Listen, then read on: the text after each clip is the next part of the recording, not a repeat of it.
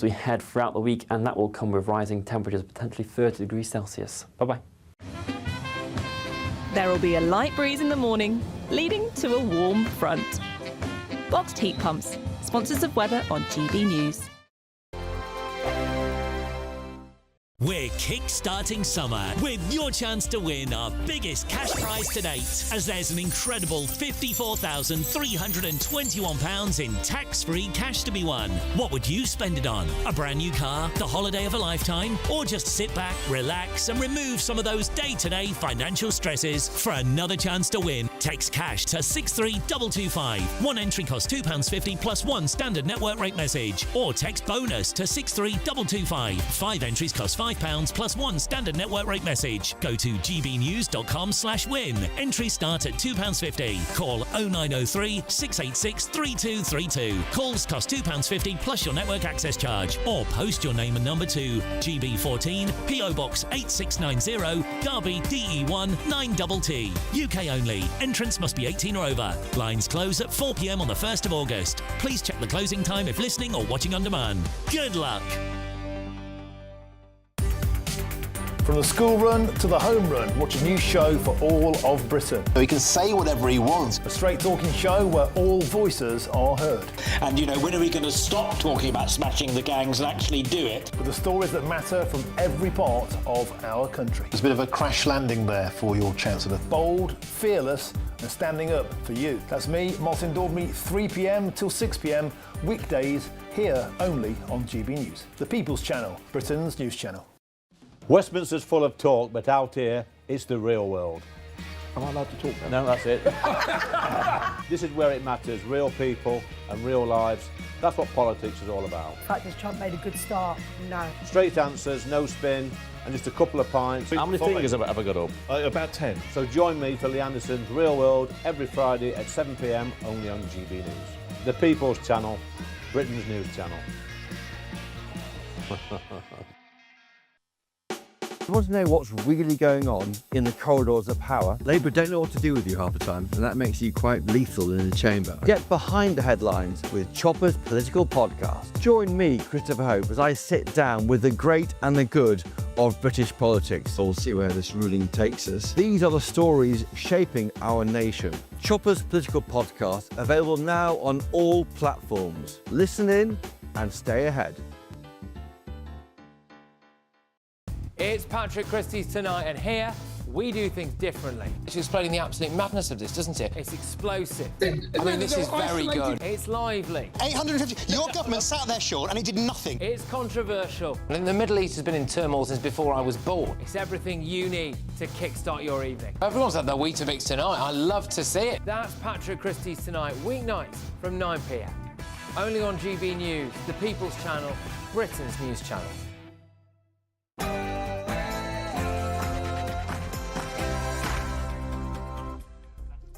Good morning. Well, American writer Hal Borland once wrote that July is a blind date with summer.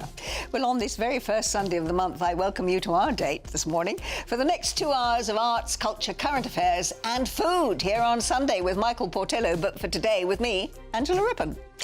Now, do we really need more political parties in Britain? Well, this week, the MP for Coventry South, Zara Sultana, announced that she was leaving the Labour Party to set up a new political party with the former Labour leader, Jeremy Corbyn. Well, my panel is going to debate the latest developments in British politics. With the scorching temperatures we've seen across the country this week, what should we be doing in our gardens? Well, horticulturalist Anthony Henn is going to join me live from his garden to share his best green-fingered tips. And I'm going to be speaking to the woman who was labelled the Angel of Mostar. She's Sally Becker, a remarkable humanitarian aid worker who's written a new book about her work, saving the lives of children who are caught up in conflicts. And as Wimbledon season is fully underway, the president of the Restaurant Association, Robert Walton MBE, is going to join me here in the studio to share some different picnic delights, aside from the legendary strawberry and cream combination. But before all of that, let's get your latest news headlines from Lewis Mackenzie.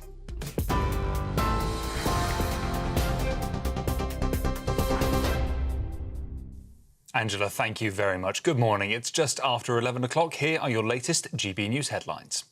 The government says spending decisions have been made harder by the recent U-turn on welfare changes. This comes as the Chancellor says it's impossible for her to rule out tax rises in the autumn budget. Earlier today, Education Secretary Bridget Phillipson was asked by Camilla Tominey if she could confirm the government's position. When it comes to future decisions in the budget, those are matters for the Chancellor. It is important that the numbers add up, that we adhere to our fiscal rules, and we've got a clear plan for making sure the country continues to see economic growth. But it sounds like you're not ruling out tax rises. Well, these are not decisions for me as Education Secretary. They're matters for the Chancellor. This will all be taken together in the budget. But what is critical, and what we've always been clear about, is that getting economic growth is absolutely essential, because if we grow our economy, we're in a much stronger position where it comes to our ability to invest. The Conservative Party wants to ban foreigners from claiming key disability benefits to reduce the cost of Britain's welfare bill. Badenoch's party is calling on the Prime Minister to restrict personal independence payments and sickness top-ups to universal credit to UK citizens only. The Shadow Chancellor, Mel Stride, was asked about the Conservative plan on GB News earlier today. Government should come forward with a discussion document to look at this whole area, because we do believe that British citizenship should mean something. And when it comes to welfare, we know that the costs are ever spiralling upwards, and we need to get that under control. And that's a big dividing line between ourselves and Labour, and indeed between ourselves and Reform, who want to spend more, for example, by removing the two-child benefit cap. So we believe there should be a serious discussion about this in terms of arresting the size of the welfare bill. Family hubs offering parenting support and youth services are to be set up and rolled out across every council in England. The Department for Education is putting £500 million into the scheme targeted at disadvantaged communities. They're aiming to have a Best Start family hub in every local authority by April of 2026. A total of 29 arrests were made during yesterday's protest in support of Palestine Action in Parliament Square. As Palestine Action is now prescribed, expressing support for them is a criminal offence. The group lost a last-minute court appeal on Friday night to temporarily block it from being designated as a terror group under the Terrorism Act. At least 51 people, including 15 children, have been killed in the US state of Texas after heavy rain caused flash flooding. The Guadalupe River burst its banks at around 4 a.m. local time on Friday, with as much as 10 inches of heavy rain falling in just a few hours overnight in the central Kerr County. The Texas governor described the incident as extraordinary catastrophe. Elon Musk says he has set up a new political party in the wake of his falling out with US President Donald Trump. The billionaire businessman claims he has taken the first steps in establishing the America Party. This comes after asking his social media followers if he should do so in an online poll. Now, the famous San Fermin festival has kicked off in the Spanish city of Pamplona today. At 12 o'clock local time, huge fireworks will shoot out into the air as rowdy revellers celebrate the start of festivities, splashing wine and singing in the central town square. Today is just the first of a 9-day fiesta, with the running of the bulls taking place tomorrow. And finally, the Prince of Darkness, Ozzy Osbourne, delighted tens of thousands of fans in an emotional farewell gig in Birmingham last night. Nearly 6 decades after helping pioneer heavy metal music, Black Sabbath returned to their home of Aston for their Back to the Beginning show at Villa Park Stadium. The one-off gig, with profits going to charity, was billed as Osbourne's last performance 5 years after the 76-year-old revealed he had Parkinson's disease. Well, those are your latest GB News headlines for now. I'll be back in an hour's time, and it's now back to the legend, Angela Rippon.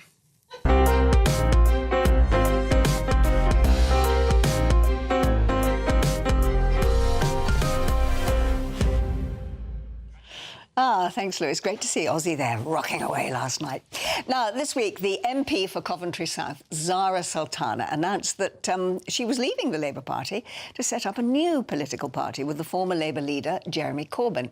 Now, despite some reported miscommunications surrounding the launch of their new party, the days of two-party politics, as we know, are now clearly long forgotten, a deterioration that became marked through the rise of Nigel Farage's Reform UK, as well as, of course, Plaid Cymru in Wales and the SNP in Scotland. So now we've got really right sort of political cocktail. We've got Labour, the Conservatives, Reform, the Lib Dems, the Greens and whatever Sultana and Corbyn decide to christen their new venture. But do we really need any more parties in British politics? And if we do, what kind of party would you add to the mix?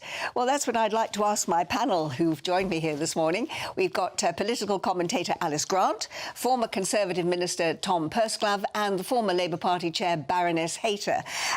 So, the three of you, well-versed in politics, and I'm going to start with you, Baroness, if I may call you Diane. Do you mind? Please, Diane? absolutely. OK.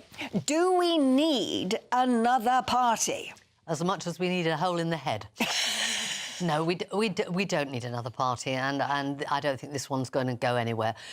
And, you know, one of the main reasons is the main thing any political party has to do is keep the country safe. And, you know, tomorrow's the 20th anniversary of the London bombs. Yes. These are important. This is a big role for any government and any opposition who wants to be in government. And I think a party that doesn't start off with that basic view is going to go nowhere. There are other things it's got to do. Clearly, it needs to do things that people can't do for themselves, the education, the health, the transport, and keep the economy going. And honestly, unless a party has a big idea of all those three, I don't think it's going anywhere. Well, Tom, I mean, I suppose the more parties we've got, the more chance there is of having a coalition, and presumably that would preempt what Diane's actually been talking about. Well, when you look, for example, at that most recent YouGov MRP poll, it leads to a very inconclusive set of outcomes, and you struggle to see how any parties could stand up a credible government.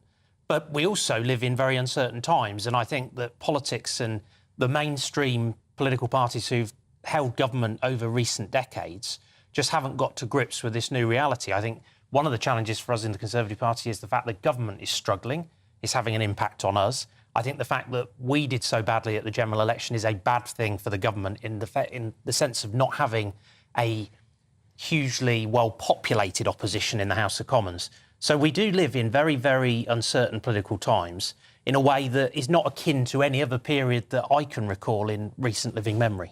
So, the two-party system doesn't work either, does it? Because you've got this flip-flop constantly. Whoever's in is desperate to get the other lot, to make sure that they stay in and keep the other lot out. The lot that's out, they're trying to get in and make sure that they get the lot that's in out. I mean, it's nonsense, isn't it? We surely don't we need a bit more levelling up of ideas within the House of Commons? Alice? I agree very much with what you said, Angela. I think what we've seen over the last decades, really, is a lack of being able to differentiate substantially between the Conservative and the Labour Party from the voters' perspective. Therefore, it is no surprise that we've seen a rise of parties like Reform who are offering something very clear. And I think, interestingly, with this new party made by Sultana and Corbyn, a recent poll has shown that they could actually sweep up almost 10% of Labour's current votes. Therefore, there is an appetite, clearly, for people who at least stand for something rather than stand for something which is difficult to ascertain, which I think is unfortunately the case of Labour in its current form, where politicians like Keir Starmer can't be readily differentiated from a standard Tory politician from the eyes of voters. Interestingly, I think that the way our system works with the opposition party and a party in government is actually a very effective way to govern a country. I think the two-party political system is there for a reason, and it is something that makes us, I think, quite special and unique compared to the continent, for example, where they always struggle to form coherent governments. What would be interesting is that if there could be perhaps a bit more of a revival from the Conservative Party and a taking on of and a listening to what voters really need and want to hear from them. And that's the only chance they'll ever have for survival in this current climate. I mean, I think it's interesting that you say reform are clear. I don't know. I don't know what is in the reform manifesto. I haven't seen it. I haven't got a clue what they're actually standing for on a huge number of matters. But they have recently lost, haven't they, 3 seats in the local elections. Those people that voted for them instead of voting for Labour, they've gone back to voting for Labour again. But what does it tell us, do you think, about the general attitude towards politics in this country now? That at the last general election, we had a very, very low turnout.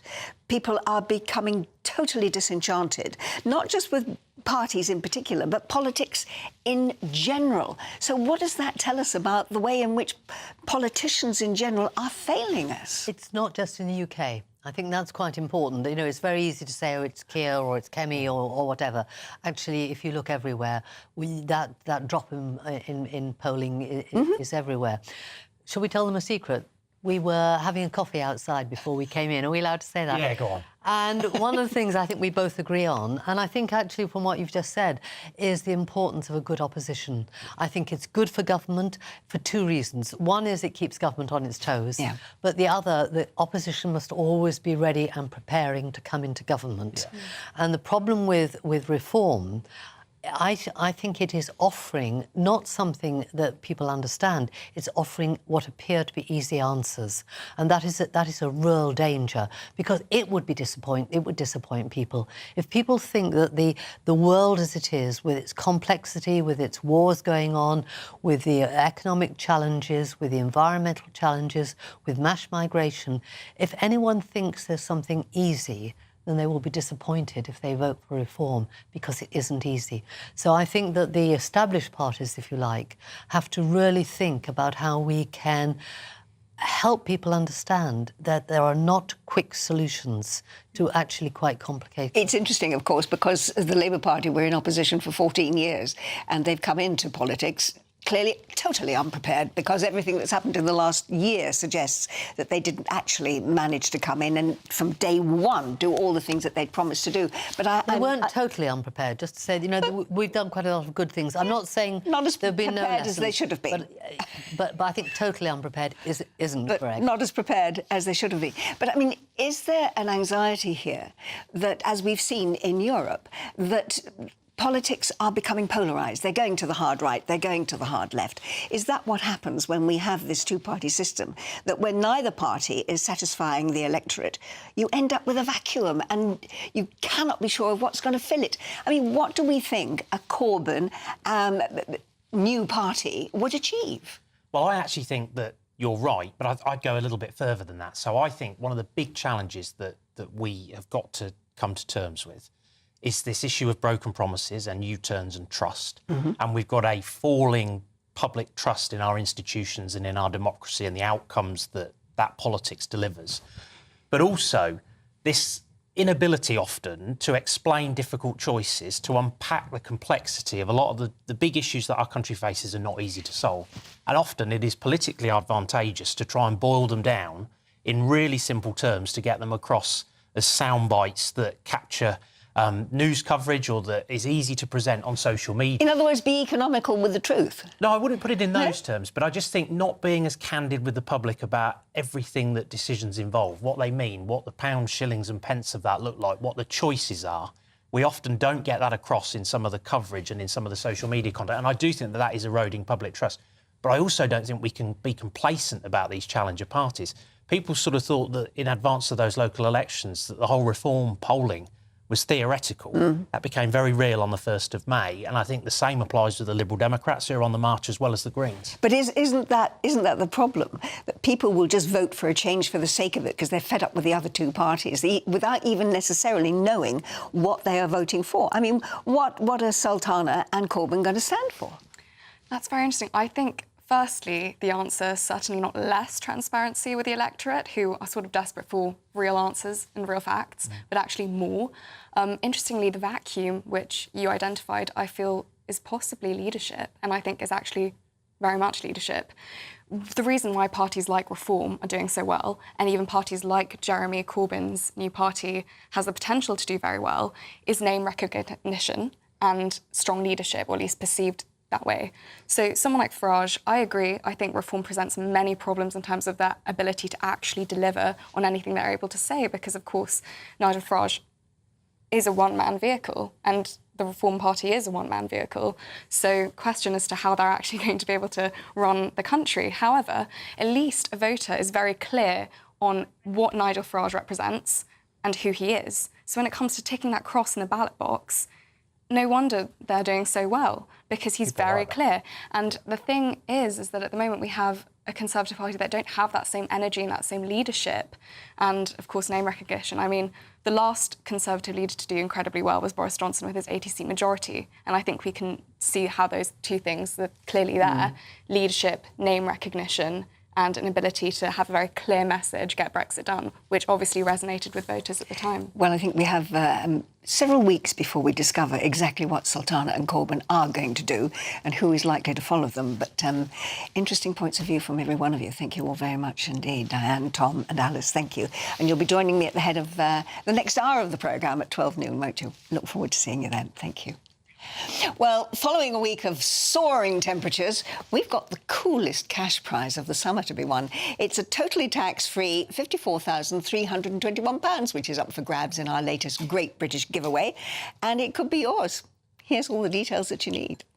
The Great British Giveaway is now even greater, with your chance to win our biggest cash prize so far. A totally tax-free £54,321 cash could be yours. Cash that you could spend however you like. It's like having an extra £1,000 each week for a whole year to play with. Imagine what you could do with that. Someone is guaranteed to win this amazing amount of cash, so make sure that someone could be you. For another chance to win £54,321 cash, text cash to 63225. One entry costs £2.50 plus one standard network rate message, or text bonus to 63225. 5 entries cost £5 plus one standard network rate message. Go to gbnews.com/win. Entries start at £2.50. Call 0903 686 3232. Calls cost £2.50 plus your network access charge, or post your name and number to GB14 PO Box 8690 Derby DE1 9TT.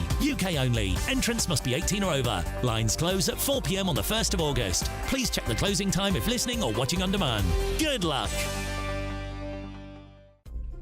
Well, coming up, with summer now hopefully here to stay for a while, I'm going to be speaking to a top garden designer to find out what the green-fingered amongst you should be doing to keep your gardens blooming in these hot temperatures. This is Sunday with Michael Portillo, but for today with me, Angela Rippon, here on GB News.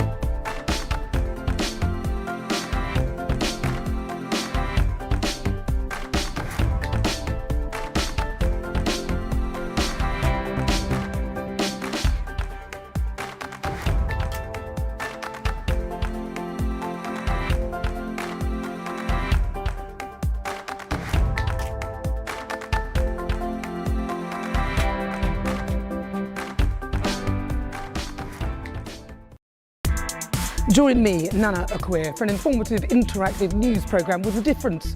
It's fun. No, he didn't say that, though. I'm so surprised. I think there's an element of truth to that. Join me from 3 p.m. every weekend, only on GB News, Britain's news channel. From the GB newsroom, we bring you the news as it happens. With our team of dedicated journalists across the UK, we're ready to keep you up to date with what's happening every half an hour, every single day. Bulletins here on GB News, the People's Channel, Britain's news channel.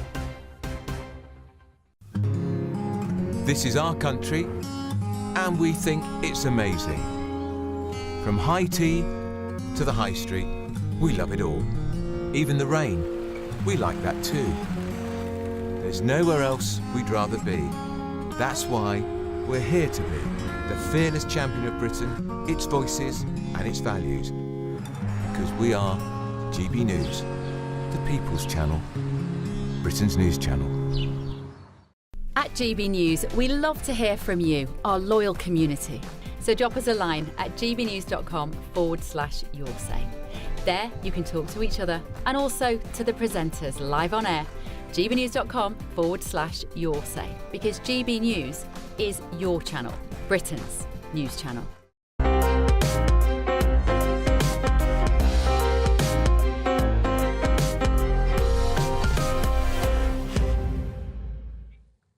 Welcome back. Now, before we move on, we've got a very special show later on this afternoon with Eamon Holmes. It's called Sunday with Eamon, and it's live at 3 p.m. Now, we've seen the hottest day of the year this week with a temperature of 34.7 degrees centigrade recorded at St James's Park in London on Tuesday. But what does that mean for our beautiful gardens and natural landscapes here in this country? Well, how can we best care for them in the heat? And as we're now into July, what should the green-fingered amongst us be doing for the warm months that are ahead? Joining me now from his beautiful garden is garden designer Anthony Henn. Hello, Anthony. Hi, Angela. How are you? I'm very well, thanks. Now, tell me, I mean, you're sitting among grass there by the look of it. Is that... When you say Anthony Henn's beautiful garden, I mean, we deliver lots of beautiful gardens around the country. And this is like a bit of an antidote, to be honest, to the perfectly manicured gardens that I normally do. Because this is, in a way, this is my favourite kind of place. I'm at my brother-in-law's in Dorset. In Sherborne, which is an amazing place, fantastic gardens and stuff around here. But they've left their garden, which I kind of recommended earlier. Why don't you give it a go for No Mow May, which is a campaign to kind of semi-rewild people's gardens, so it's not all perfectly manicured, so it's for wildlife. And he's done it here with the family, with Annie and the guys, and it's fantastic. I haven't been here for a few months. They've got lovely mown paths through the bank here. It's a bit of an awkward garden because it's a bank, a bit slope. And look at this, it's beautiful. And we've got lovely things. There's grasshoppers. I haven't seen grasshoppers for years. There's grasshoppers and crickets running around. There's slow worms down the bottom. It's like, and there's no maintenance, you see. Sorry, I'm waffling on about Angela, sorry. But, and no maintenance garden. I think that's everybody's dream, isn't it? Something that looks beautiful. But particularly in England, I mean, we know we hear of the English country garden, but in Great Britain as a whole, we're used to seeing certain plants. We're seeing roses, delphiniums, lupins, all of the things that we're used to here. But if we're going to go on having this very, very hot weather, have we got to start thinking, Anthony, about introducing other plants to our gardens that can actually cope with the heat? Yeah, well, that's a really good point. I mean, for people listening, and we recommend that to all our customers as well, you can grow even delphiniums, roses. If you need quite a lot of water, roses a bit less so. If you can get your soil right and you can mulch your garden, my best recommendation really is to get some organic compost or well-rotted farmyard manure. And if you can water the garden once thoroughly and then add about 3 or 4 centimetres or 2 to 3 centimetres of lovely organic matter over the top of the soil, it acts like a hat and it keeps the moisture in. It looks beautiful, keeps the moisture in, and your plants, even your sort of moisture-loving plants, will survive much better this time of year. So long term, I hear what you're saying, and I think there will be a slight change. But I think in the meantime, as long as we water thoroughly once and then mulch, you then don't have to water every day. You may have to water once every 2 or 3 weeks rather than every day. In other words, making sure that the ground itself is able to hold the water once you put it in there. Exactly, because most gardens I visit, you can see the soil on the top, but it's like dry-looking especially if you've got clay, which is fine for plants as long as you can break it up with organic matter. But it just sucks the water out like a wick, you see. If you can put this hat of mulch over the top, it kind of stops the moisture underneath. Because that may look dry, but it stops the moisture evaporating. Anthony, I have to ask you, not everybody, of course, has a garden. A lot of people will have a patio or a balcony or a window box. And once you've got plants in those containers, whether they're pots or boxes or whatever, they do need quite regular watering, don't they? I mean, but I read somewhere that plants don't like to go to bed with wet feet. So watering at night, apparently, is not the answer. What's the best way to keep our pots looking lovely? I don't actually agree with that, because I think that's more in the winter. Things don't like being wet when they're dormant. In the summer, this time of year, when things, especially in containers, which are restrictive space, so you've got to look after them. You can't expect them to get anything from... The rain won't do any good at all, even in the garden. Unless it rains 3 days solid, it will not penetrate the ground. Likewise with troughs and containers. You've got to water by hand. There's a lot of wastewater we're chucking down the sink. So when you're doing your washing up, as long as there's nothing too poisonous in there, a bit of fairy liquid is fine. Use your bucket of wastewater, water your plants with that. I don't think it matters, evening or early morning, as long as they're getting water regularly.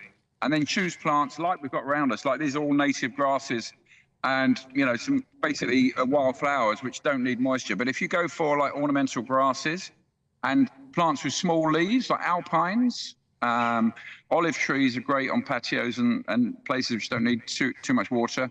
So basically go for more Mediterranean lavender, sage, a lot of the herbs are ideal. Maybe just don't go for the kind of traditional petunia, kind of very leafy annuals. Even geraniums are quite good. So in other words, yes, choose your plants, mix in more grasses and more succulents, and certain things you won't need to water at all if you go for like alpines and certain grasses. And we're doing some more borders for a garden on a roll where we're copying a kind of wild meadow look. So it's grasses and perennials, great for bees and butterflies, and also don't need too much water. Does that answer the question in a roundabout Well, I think it does. way? And I think also what you're suggesting very, very, very briefly is that we have to start planning now for what our gardens are going to look like next year by ordering the plants, thinking about how we might change how our gardens look. Anthony, you look very comfortable sitting there among the grasses and the slow worms and the bees. And yes, there we go. There we are. Anthony Henn, gardener. Actually not doing any gardening at all, but just enjoying a very, very different sort of garden. Anthony, thank you so much for all of those tips. I think that our viewers have found them and listeners have found them very, very helpful. You enjoy your day in the garden. Lovely to see you. Bye. Bye-bye now. Coming up next, the remarkable story of one humanitarian aid worker known as the Angel of Mostar.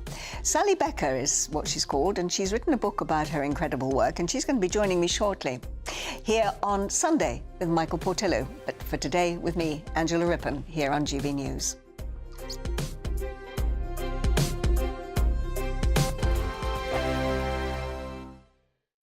Hello there, this is your GB News weather update provided by the Met Office.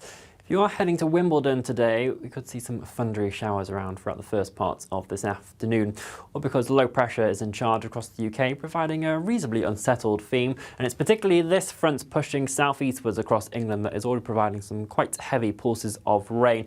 And across southeastern areas of England, those could intensify into thunderstorms throughout the rest of today. Some hail, strong gusty winds around, so it is worth taking care. Despite that, we are holding on to a fair amount of humidity in the south as well, so temperatures here will manage to climb towards the mid-20s of degrees Celsius. There'll be lighter showers across Wales, southwestern England, 20-21 degrees Celsius possible here. Again, a lot of cloud around for northern England, but hopefully some brighter spells emerging for Northern Ireland, but more so across northern Scotland as we head throughout the day. But again, still the odd shower to watch out for. There is quite a brisk breeze around today, and that will grow stronger, particularly through the North Channel, affecting coastal regions here down across the Isle of Man during this evening, gusts of 40-45 miles an hour. But that breeze is also pushing all this cloud and rain further southwards, so some further pulses of heavy rain possible across England and Wales during the forthcoming nights, but otherwise some clear spells developing, and it will be relatively fresh. Temperatures in towns and cities dropping back to 10-14 degrees Celsius, but might even see single figures in rural parts of Scotland. There'll be that heavy rain still lingering for parts of Wales, southern England first thing tomorrow, but it will eventually clear its way off, and certainly into the afternoon the sunshine should break through a bit more readily across many areas. A few showers always skirting around some coastal districts, but temperatures fairly around average for the time of year, 20-23 degrees Celsius, but we do hold on to that breeze, so it will feel cool if you're exposed to that. We are, though, likely to be seeing more sunshine as we head throughout the week, and that will come with rising temperatures, potentially 30 degrees Celsius. Bye-bye. At GB News, we love to hear from you, our loyal community. So drop us a line at gbnews.com/yoursay. There you can talk to each other and also to the presenters live on air. gbnews.com/yoursay, because GB News is your channel, Britain's news channel. Join me, Nana Akweer, for an informative, interactive news programme with a difference. It's fun. No, he didn't say that, though. I'm so surprised. I think there's an element of truth to that. Join me from 3 p.m. every weekend, only on GB News, Britain's news channel. In the GB Newsroom, we bring you the news as it happens. With our team of dedicated journalists across the UK, we're ready to keep you up to date with what's happening every half an hour, every single day. Bulletins here on GB News, the People's Channel, Britain's news channel. At GB News, we are proud to stand for you, for the Britain you love, for the communities you live in.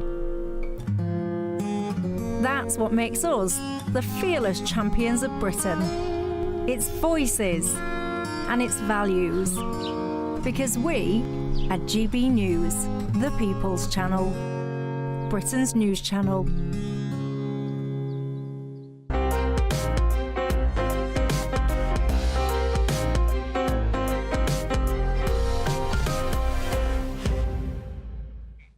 And welcome back to Sunday with Michael Portillo, with me, Angela Rippon. Well, as war in Europe and the Middle East rages on, humanitarian efforts continue to try and help vulnerable civilians, particularly the children who are caught up in war zones. Sally Becker has long been on the front line in such conflicts. 30 years ago, in 1993, she got into Bosnia-Herzegovina when that country was in the midst of a civil war, earning her the title of the Angel of Mostar when she managed to evacuate badly injured children who were caught up in the bloodshed. She's written a new book. It's called Where Angels Fear to Tread, which reflects on her years of working in some of the world's most dangerous places.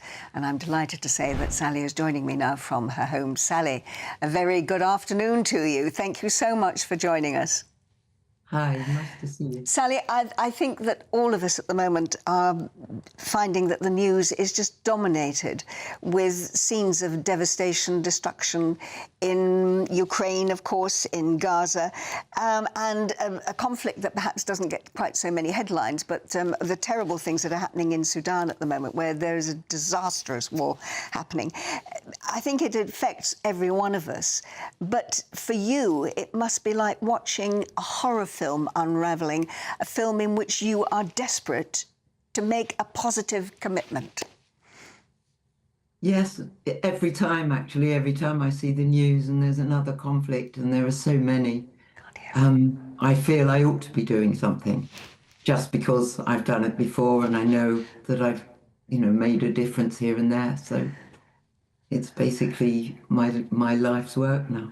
It is indeed. I mean, your book is very evocative in actually describing what happened and what you've done over the years. And I think many of us, as I say, would perhaps watch these things unfolding on television and say, oh, how terrible that is, but it's not something I can do anything about.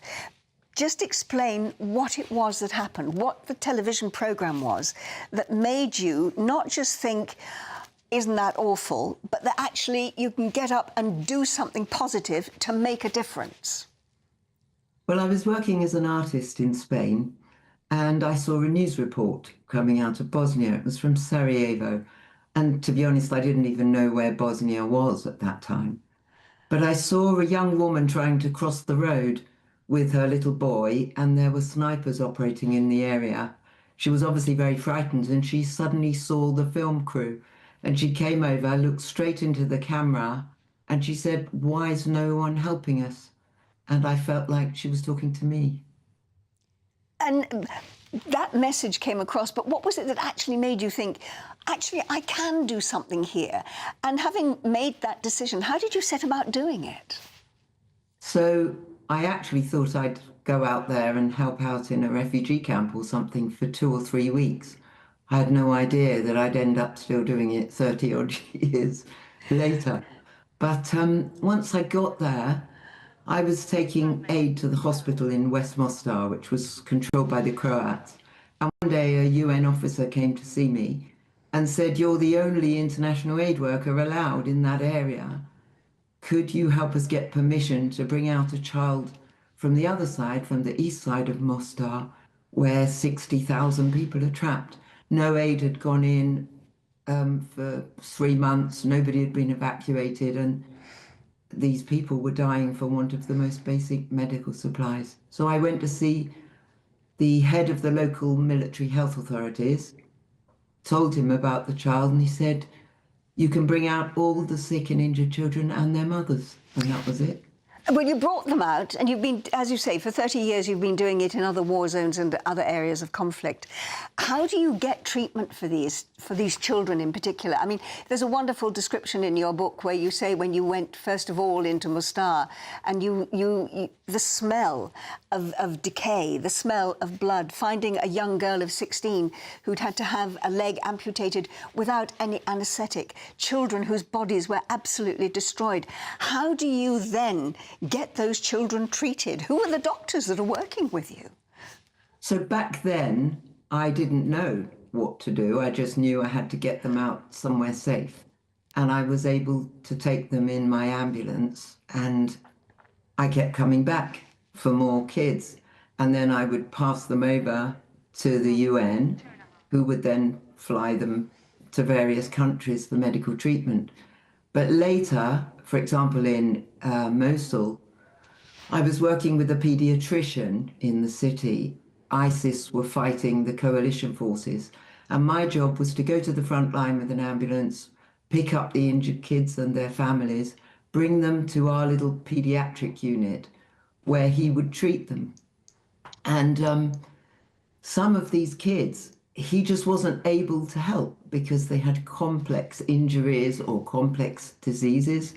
So I created a little WhatsApp group with some specialists abroad, and they advised us on what to do. And I realized that we were able to save lives that way without them having to risk their lives or anything. So when I got back to Britain, I went to see a professor of pediatrics and a software developer. They'd been working together and created a platform of telehealth, telemedicine.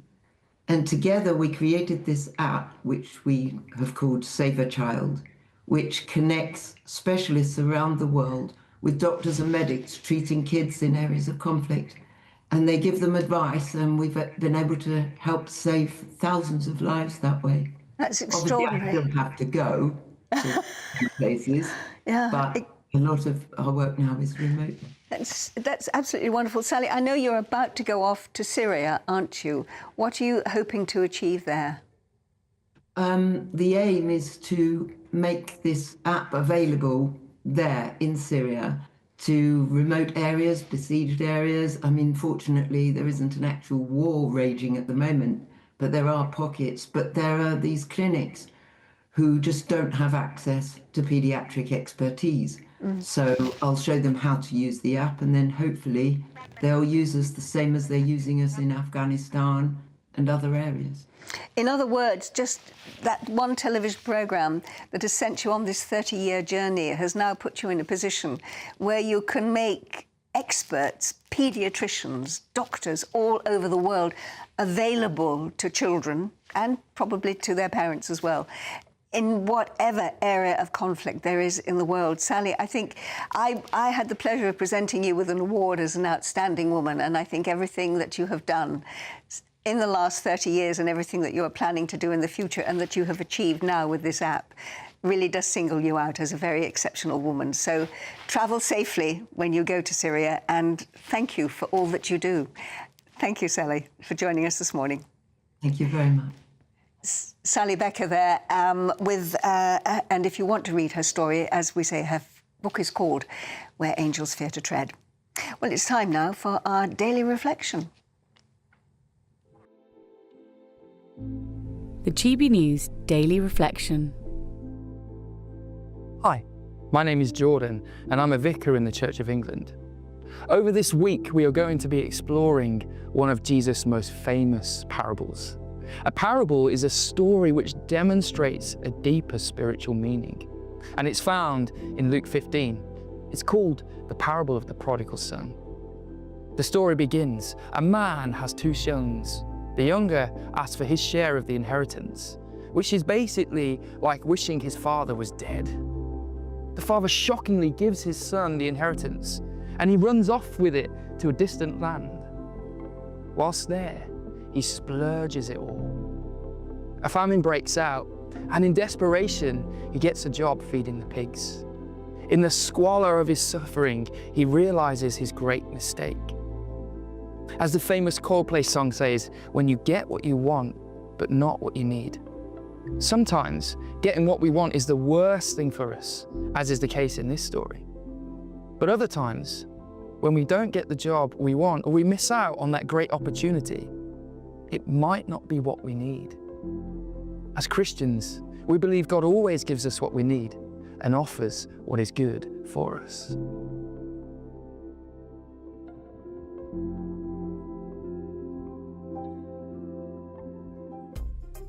Coming up, it's officially strawberries and cream season as the Wimbledon Tennis Championships got underway this week. But what other culinary delights need to be part of your picnic lineup? Well, we're going to be tasting some of them here in the studio next. This is Sunday with Michael Portillo, but for today with me, Angela Rippon, here on GB News. You're looking happy. Well, the forecast looks good. So you've sorted the travel insurance then? All Clear Travel Insurance sponsors GB News Travel Destinations Forecast. The fresh northwesterly winds that are currently across the UK are also beginning to spread into other areas of Western Europe and helping to ease the heat wave that they've had here recently. Still, though, there are plenty of heavy showers and thunderstorms here, particularly across parts of Iberia, the Alps and towards the Balkans. The heat, though, is getting squeezed towards eastern areas of continental Europe, and so here temperatures are still going to be notably above average as we head over the next few days, but with some sunshine. All Clear Travel Insurance sponsors GB News Travel Destinations Forecast. Welcome back to Britain's Newsroom with Andrew and Beth. Hello everyone, Patrick Christie is here. I'm Michelle Duke, Britain's News Channel. Access the stories that matter to you. Take the GB News family with you on any device. And as long as you have an internet connection, tune in to GB News anywhere on the planet or beyond. GB News, the People's Channel, Britain's news channel. Mornings don't have to be tiresome, especially if you have the right company. Wake up to news as it happens, opinion and debate, and of course, a little bit of entertainment too. Because when the kettle's on, we're on. That's Breakfast on GB News, a show worth waking up for. Every morning from 6 a.m. Only on the People's Channel, Britain's news channel. We'll spread the news, you spread the word. From the school run to the home run, watch a new show for all of Britain. He can say whatever he wants. A straight talking show where all voices are heard. And, you know, when are we going to stop talking about smashing the gangs and actually do it? With the stories that matter from every part of our country. There's a bit of a crash landing there for your Chancellor. Bold, fearless and standing up for you. That's me, Martin Dordme, 3 p.m. till 6 p.m, weekdays, here only on GB News. The People's Channel, Britain's news channel.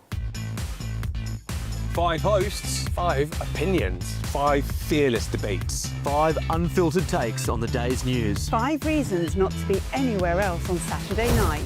This is the Saturday 5. You got me good there. Britain's biggest Saturday night TV show. It's not a bad brand. Yeah. Uncensored. Very, very racy tonight. On the unpredictable. What did she say? Can you translate it for us? And always entertaining. And how can a country go from being led by William Wallace Saturday nights from 6 p.m. only on GB News, the People's Channel. Britain's news channel. You're going to want to stay tuned, trust me. This is Britain's Newsroom, where your voice matters. It's just astonishing. With expert analysis and honest opinion, we don't just keep you informed. We bring you unique perspectives you won't see anywhere else. Can't argue with any of that. When the news happens, it happens here. On Britain's Newsroom, weekdays from 9:30 a.m. Only on GB News. Hi, I'm Michelle Dewberry, and my show is your opportunity to cut through all the noise and dive in headfirst to some robust debates. Ideas clash. Situation, isn't it? No, Because the failure is... You're deliberately avoiding my point. Nothing's held back. And if you think this is the end of it, wait for more. And we do not shy away from the difficult stuff. Sometimes I want to shake people and say, if only you understood. So join me on Jubes & Co weeknights at 6 p.m, only on GB News, Britain's news channel.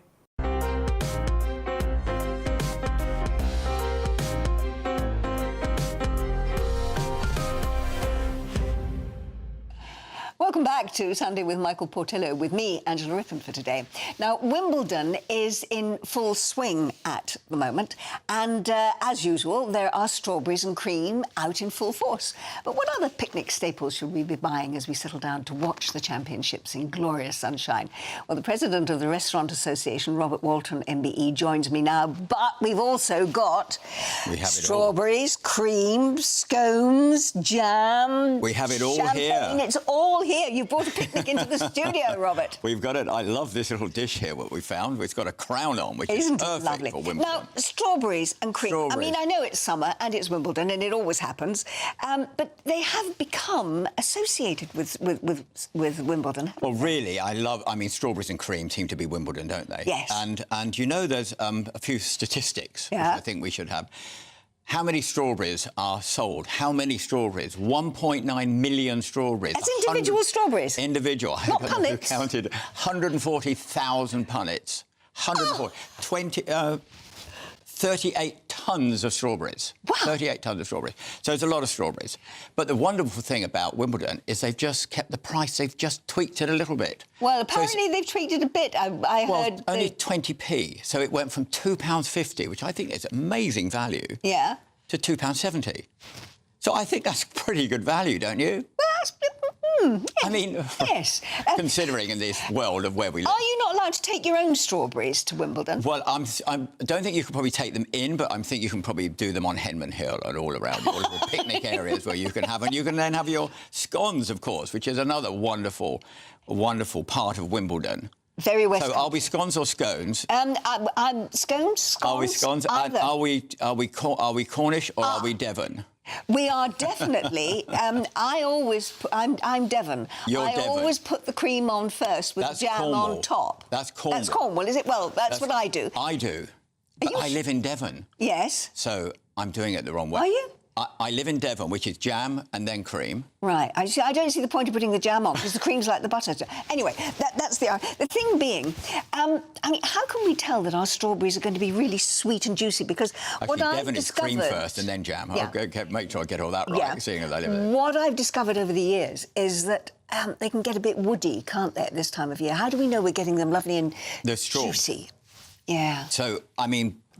Well, a lot of the strawberries, English strawberries are the best, aren't they? Yeah. So you have the timeline of English strawberries. I love seasonal. I'm very much involved in the Restaurant Association. I'm very much involved in hospitality. I love seasonal food. Everything these days should be about seasons. So I don't like strawberries in December that have come from somewhere else, wherever they've come from. I've no problem. They can come from somewhere else.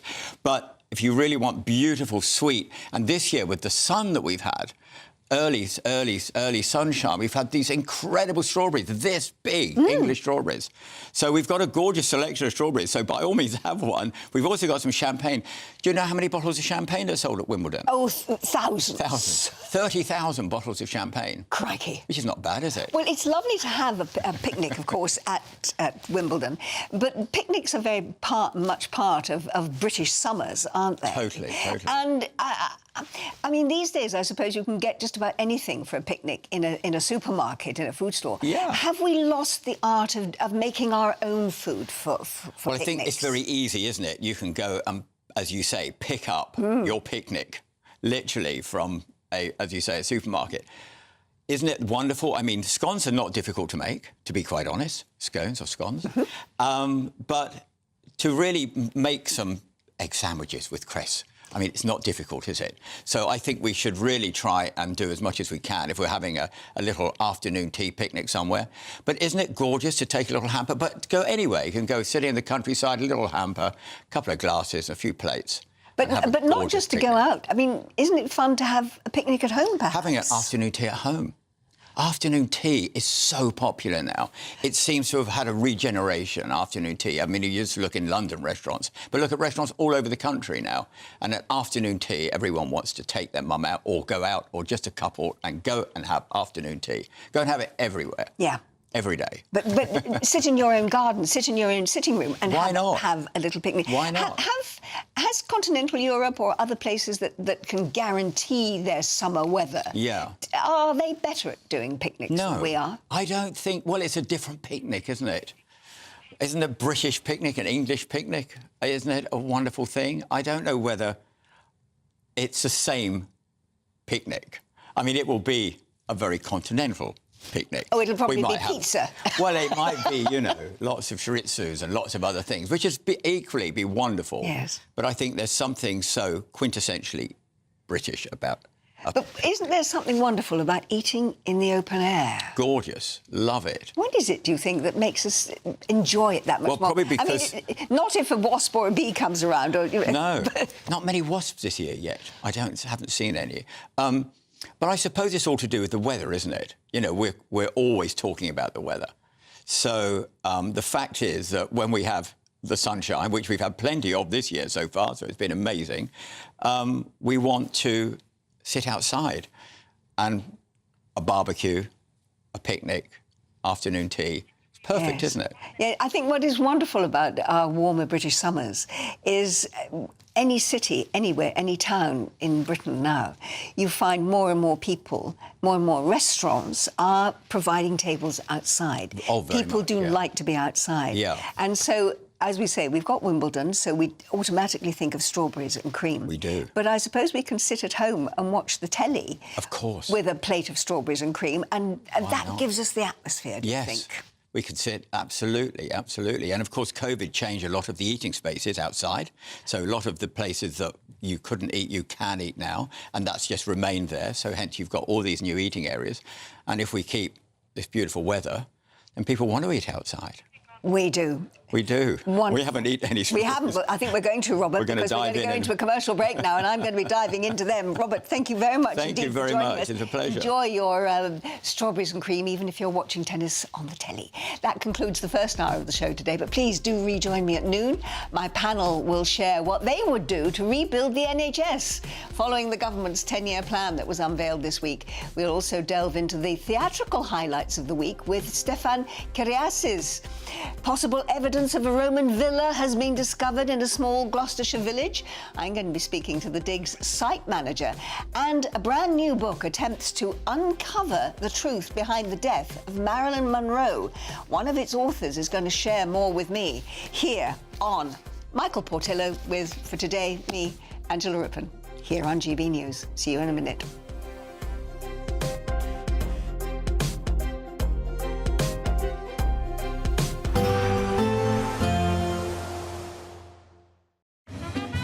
A positive outlook through the night will power through to a bright day ahead. Boxed Home Battery Storage, sponsors of weather on GB News. Hello there, this is your GB News weather update provided by the Met Office. If you are heading to Wimbledon today, we could see some thundery showers around throughout the first parts of this afternoon, or because low pressure is in charge across the UK, providing a reasonably unsettled theme. And it's particularly this front pushing southeastwards across England that is already providing some quite heavy pulses of rain. And across southeastern areas of England, those could intensify into thunderstorms throughout the rest of today. Some hail, strong gusty winds around, so it is worth taking care. Despite that, we are holding on to a fair amount of humidity in the south as well, so temperatures here will manage to climb towards the mid-20s of degrees Celsius. There'll be lighter showers across Wales, southwestern England, 20-21 degrees Celsius possible here. Again, a lot of cloud around for northern England, but hopefully some brighter spells emerging for Northern Ireland, but more so across northern Scotland as we head throughout the day. But again, still the odd shower to watch out for. There is quite a brisk breeze around today, and that will grow stronger, particularly through the North Channel, affecting coastal regions here down across the Isle of Man during this evening, gusts of 40-45 miles an hour. But that breeze is also pushing all this cloud and rain further southward, so some further pulses of heavy rain possible across England and Wales during the forthcoming nights, but otherwise some clear spells developing, and it will be relatively fresh. Temperatures in towns and cities dropping back to 10-14 degrees Celsius, but might even see single figures in rural parts of Scotland. There'll be that heavy rain still lingering for parts of Wales, southern England first thing tomorrow, but it will eventually clear its way off, and certainly into the afternoon the sunshine should break through a bit more readily across many areas. A few showers always skirting around some coastal districts, but temperatures fairly around average for the time of year, 20-23 degrees Celsius, but we do hold on to that breeze, so it will feel cool if you're exposed to that. We are, though, likely to be seeing more sunshine as we head throughout the week, and that will come with rising temperatures, potentially 30 degrees Celsius. Bye-bye. Even though we'll see a cloudy start, it'll be a bright outlook for the rest of the day. Boxed Solar, sponsors of weather on GB News. Imagine having an extra £1,000 to spend each week for an entire year. £54,321 in tax-free cash could be yours. Cash to spend however you like. £54,321 in cash could be landing in your bank account this year. For another chance to win £54,321 cash, text cash to 63225. One entry costs £2.50 plus one standard network rate message, or text bonus to 63225. 5 entries cost £5 plus one standard network rate message. Go to gbnews.com/win. Entries start at £2.50. Call 0903 686 3232. Calls cost £2.50 plus your network access charge. Or post your name and number to GB14 PO Box 8690 Derby DE1 9TT. UK only. Entrance must be 18 or over. Lines close at 4 p.m. on the 1st of August. Please check the closing time if listening or watching on demand. Good Afternoon Britain isn't just about us. The wonderful thing about this programme is it's about everyone watching. It's an interactive programme. Well, there absolutely is something to see here, and we're going to be talking about it more. Whether it's breaking royal news, please bring us up to date, or indeed a particularly punchy speech in the House of Commons. Very, very curious. We bring it to you live, and then we bring you live reaction as well. That's Good Afternoon Britain, weekdays from midday. Only on GB News, the People's Channel, Britain's news channel. Mornings don't have to be tiresome, especially if you have the right company. Wake up to news as it happens, opinion and debate, and of course, a little bit of entertainment too. Because when the kettle's on, we're on. That's Breakfast on GB News, a show worth waking up for. Every morning from 6 a.m. Only on the People's Channel, Britain's news channel. We'll spread the news, you spread the word. From the school run to the home run, watch a new show for all of Britain. He can say whatever he wants. A straight-talking show where all voices are heard. And, you know, when are we going to stop talking about smashing the gangs and actually do it? With the stories that matter from every part of our country. There's a bit of a crash landing there for your Chancellor. Bold, fearless and standing up for you. That's me, Martin Dordme, 3 p.m. till 6 p.m, weekdays, here only on GB News. The People's Channel, Britain's news channel. Westminster's full of talk, but out here, it's the real world. Am I allowed to talk then? No, that's it. This is where it matters, real people and real lives.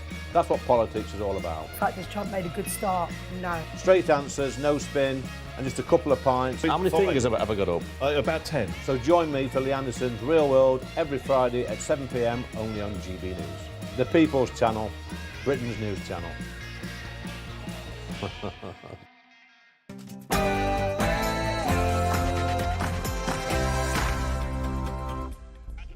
Good afternoon and welcome back to Sunday with Michael Portillo with me, Angela Rippon, for today on this, the first Sunday of July.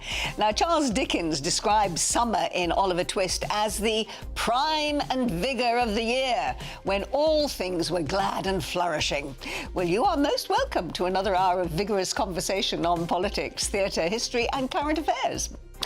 Well, this week, a new 10-year plan for the National Health Service was unveiled as the Prime Minister warned that the NHS must reform or die. But what would my panel, I wonder, do to save our health service? I'm going to be asking them for their suggestions shortly. Arts editor at The Express, Stefan Keriazis, is going to join me to review some of the newest plays that are hitting the West End, including the new, quite controversial revival of Evita. Archaeological excavations in the village of Willersley in Gloucestershire have revealed an exciting new find. I'm going to be joined by their site manager, who helped to unearth some evidence which casts the village in a whole new light. And Marilyn Monroe is, of course, a household name, but how much do you know about the circumstances around her death and the girl who grew up to be a Hollywood star? Well, an author of a new book about the star's final days, I hope, is going to join me to reveal all. But before that, your latest news headlines with Lewis Mackenzie.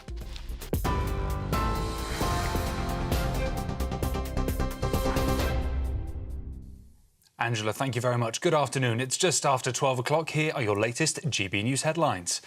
The government says spending decisions have been made harder by the recent U-turn on welfare changes. This comes as the Chancellor says it's impossible for her to rule out tax rises in the autumn budget. Earlier today, Education Secretary Bridget Phillipson was asked by Camilla Tominey if she could confirm the government's position. When it comes to future decisions in the budget, those are matters for the Chancellor. It is important that the numbers add up, that we adhere to our fiscal rules, and we've got a clear plan for making sure the country continues to see economic growth. But it sounds like you're not ruling out tax rises. Well, these are not decisions for me as Education Secretary. They're matters for the Chancellor. This will all be taken together in the budget. But what is critical, and what we've always been clear about, is that getting economic growth is absolutely essential, because if we grow our economy, we're in a much stronger position where it comes to our ability to invest. The Conservative Party say they want to ban foreigners from claiming key disability benefits to reduce the cost of Britain's welfare bill. Badenoch's party is calling on the Prime Minister to restrict personal independence payments and sickness top-ups to universal credit to UK citizens only. The Shadow Chancellor, Mel Stride, was asked about the Conservatives' plan earlier on GB News. The government should come forward with a discussion document to look at this whole area, because we do believe that British citizenship should mean something. And when it comes to welfare, we know that the costs are ever spiralling upwards, and we need to get that under control. And that's a big dividing line between ourselves and Labour, and indeed between ourselves and Reform, who want to spend more, for example, by removing the two-child benefit cap. So we believe there should be a serious discussion about this in terms of arresting the size of the welfare bill. Family hubs offering parenting support and youth services are set to be rolled out across every council in England. The Department for Education is putting £500 million into the scheme, targeted at disadvantaged communities. They're aiming to have a Best Start family hub in every local authority by April of 2026. A total of 29 arrests were made during yesterday's protest in support of Palestine Action in Parliament Square. As Palestine Action is now prescribed, expressing support for them is a criminal offence.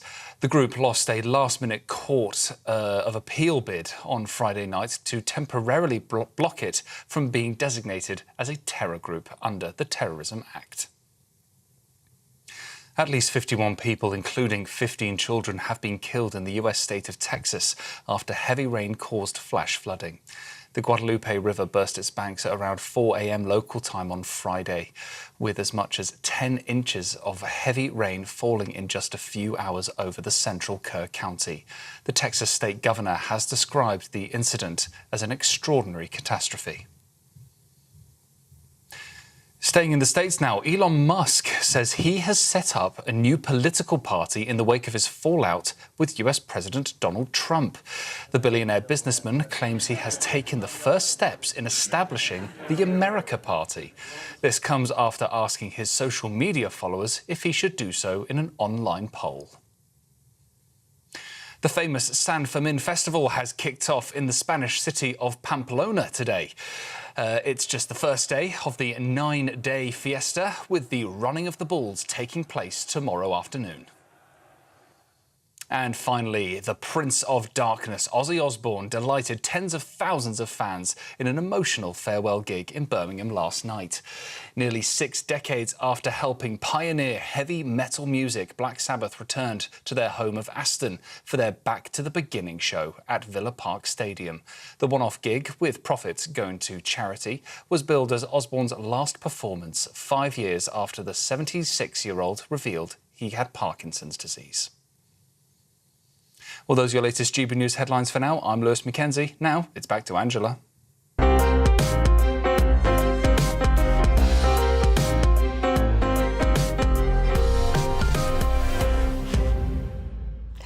Thanks a lot, Lewis. Now, this week, a new 10-year plan for the National Health Service was unveiled by Sir Keir Starmer and the Health Secretary, Wes Streeting. Now, the Prime Minister said that the strategy would fundamentally rewire the NHS, with the announcement focusing on creating new neighbourhood health centres. And they promised same-day GP appointments with NHS app. That'll come as a welcome news to a lot of people. Well, with the government saying that the NHS either needs to reform or die, what would my panel do, I wonder, to rebuild the health service? Do the proposed reforms, in fact, do enough? Now, before we start, I'm just going to give you some facts and figures, because I've looked into this, because there's a programme here that I am desperate to make. And it is this, that when Nye Bevins set up the National Health Service in 1948, his budget was 437 million. And he had a blank sheet of paper. Nobody else had done it anywhere in the world. So it was all starting fresh. Last year, the budget for the NHS was 188.5 billion. I would love to give a set of medics, not a politician in sight, but medics, medical charities, people who are observers, and other nations, and say, you've got 188.5 billion, blank sheet of paper, design a health service for the 21st and 22nd century. That's what I would like to do. What do you guys want to do? Now, Tom, you actually held a position in government as you were in the department at the time, just for social services and the disabled, weren't you? So you've got a bit of insight on this. What would you do to reform the health service? So I agree with the principle that sits behind the plan that the government has come out with this week around the right care at the right place at the right time. And I think that builds on things like community diagnostic centres and urgent care centres to try and move demand away from the acute side. So this is what Lord Darcy suggested, isn't it? So that's really important, and I think that's got such a key role to play in this. But you're right to touch on the fact that we need to be much more strategic. So one of the things that we need to do is to reduce net migration. That has clearly put a big strain on the number of people using these services. I think people around the country will recognise those pressures and what that has meant in terms of GP access and access. You're talking about cause and effect here, aren't you, really, rather than actually changing the National Health Service? Exactly. So you've got to deal with the demand side as well as reacting to medical circumstances. OK, so you've now given yourself 2 problems as well. It's not easy, but I often think the government doesn't necessarily look at this in a joined-up way. So, for example, this week, one of the things that really concerned me about the welfare reform falling apart, there's a question about the extent to which the welfare reform was actually a welfare reform in reality or whether it was just a cut.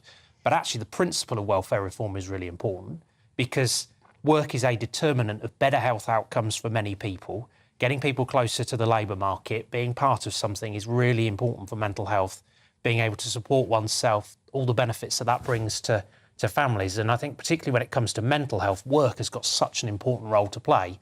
The fact that that is now in the long grass is a really unhelpful thing when it comes to trying to meet some of those demand pressures that we're talking about. So we shouldn't be looking at the NHS in isolation. We should be looking at it in the round with all of the other departments that have an effect on it. Diane, I mean, you are a Labour peer. The Labour Party have, I think, in fact, most parties have dealt with the NHS like it's a sacred cow. People are not prepared to change it. They tinker around the edges of it. No one has had the courage to say, it doesn't work, let's start from the beginning again. How would you, as a Labour peer, change it? First of all, I'd talk to Tom. What I mean is, it has to be bipartisan. This is too big an issue, and I really think that we're going to move forward. We've got to, as Tom says, we've got to look at education, employment, but we must also look at social services.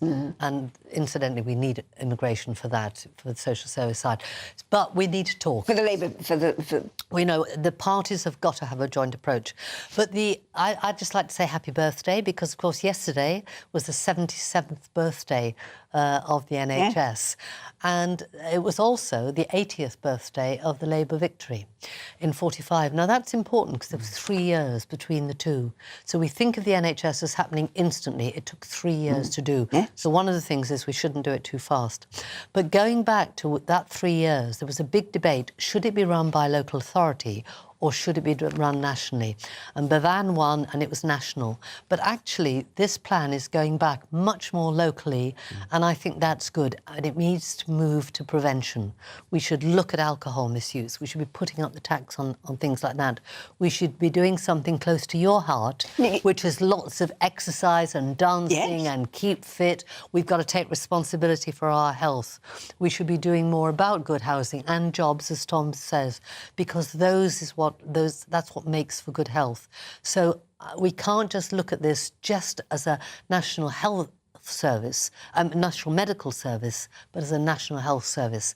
So that blank piece of paper has to start with good prevention, the stuff that I'm afraid you and I had as children. We had, you know, the youngsters won't remember this, but we had dentists coming into schools. There were people checking our teeth, checking our fitness right from schools. It's got to start. There was more exercise in schools. We ran around. Nowadays, we they walked don't do to school. it. We ran to school if we were late. We played outside in the rain. This sounds, and it just sounds as if us oldies know it, but actually, our generation and the generation before us, born during the war, were actually fitter than, I'm afraid, the two generations sitting next to me. Chris Whitty is the man who has gone on record, who's the chief medical officer for England, who's gone on record as saying we must all take more responsibility for our own health. Alice, do you think that is something that will happen if we now have these regional, local hubs? If they are actually implemented, firstly. I mean, when Lord Darcy proposed these similar plans, sadly very few actually came into materialisation, but we can hope in this case that they will, and I think it would be definitely a good thing to take personal responsibility for one's health, especially in terms of exercising, but I think eating healthy is probably the big one, especially nowadays when we're living in a world where multinational corporations are feeding us food which isn't healthy very cheaply. So, of course, people who simply can't afford to buy organic and all these things are going to just go for the cheapest, easiest option, and there's no proper regulation as to how this food has been processed and produced. I am very keen on eating well and eating cleanly, and that's something that I've recently sort of been turned to, so I think it's very important. But on the wider subject of these reforms, I think the real question that many people are asking is, how on earth are you going to fund it? I mean, just recently, Keir Starmer made a massive U-turn on the PIP, welfare systems, and that was supposed to generate $5 billion. Now that's been drastically reduced. In fact, it's going to cost taxpayers tens of millions to even see those welfare reforms implemented. Britain is cash-strapped completely and utterly. We are not in a position where we can be having fanciful conversations about what we'd love to do with our NHS, when actually we need to reduce all the waste management and all the funding mismanagement that's happening in the NHS, and we need to have very frank conversations.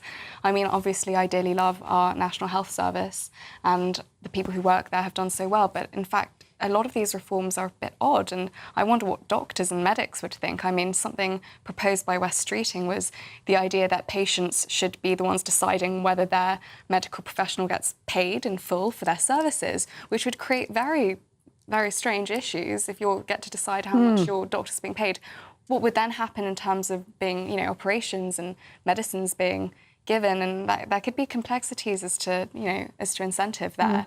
So I wonder actually how beneficial these reforms are going to be when implemented.